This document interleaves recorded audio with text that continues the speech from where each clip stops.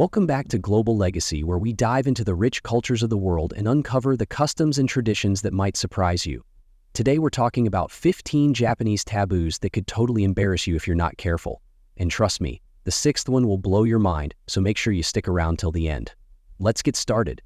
In Japan, pointing at people is considered extremely rude. Unlike in some cultures where pointing is a natural way of getting someone's attention, here it's seen as a sign of disrespect.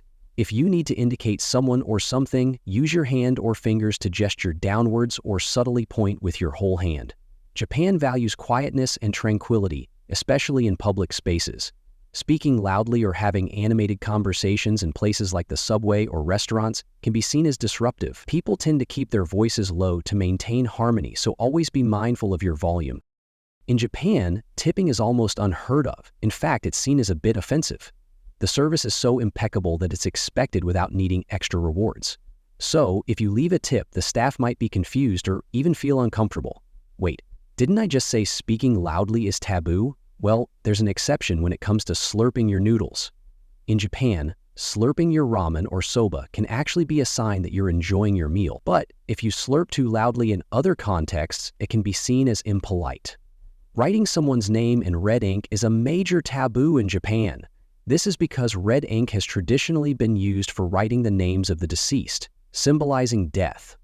So, never use red ink for signing cards or writing someone's name, or it could be seen as a bad omen. Now, here comes the mind-blowing one. In Japan, when someone offers you a gift, you must refuse it at least once before accepting. This might sound odd, but refusing a gift shows humility and respect for the giver. However, if you refuse the gift more than twice, it can be seen as a sign of rejection or disrespect. It's a delicate balance. Unlike many cultures where holding hands or hugging in public is a common sight, in Japan, public displays of affection are reserved for more private settings. While holding hands is okay, anything beyond that, like kissing or hugging, might make people around you feel uncomfortable.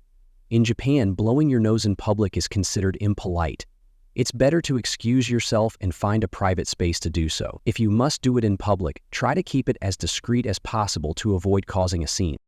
Number 4 is considered unlucky in Japan because it's pronounced the same as the word for death, shi. Many buildings don't have a 4th floor, and people avoid giving gifts in sets of 4.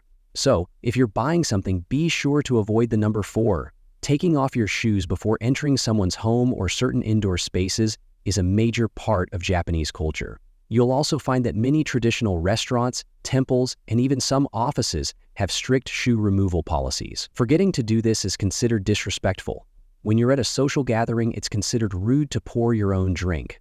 In Japan, the proper etiquette is to pour drinks for others, and others will do the same for you. This shows respect and camaraderie, so always be aware of your glass.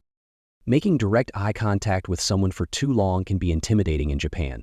Instead of locking eyes, try to look around the person's face or gently lower your gaze as a sign of respect. Maintaining balance is key. Don't tap your chopsticks on the side of your bowl or plate.